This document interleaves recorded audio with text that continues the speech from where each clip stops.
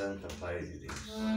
Agora vou fazer 2 louvores a Deus na comunhão, para que nosso Deus receba no céu a nossa louvor, irmão. Muito pouquinho sabemos tocar, mais uma vez eu digo, irmão, mas que o Senhor recebe no céu.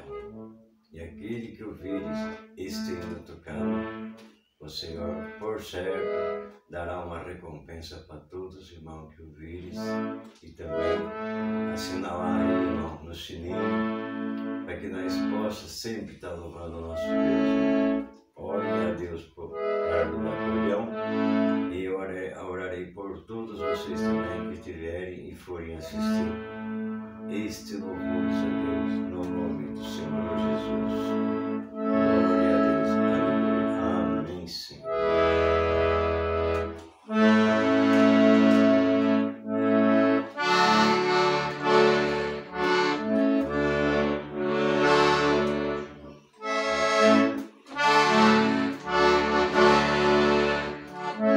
Hino 140, irmão.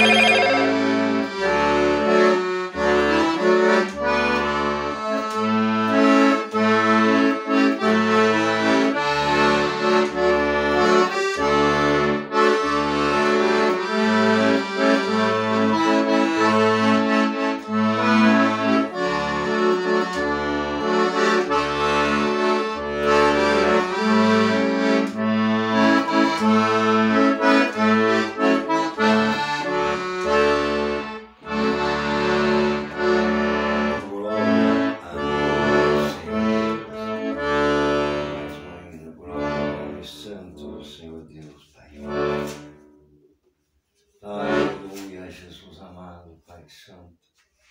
Glória a Deus,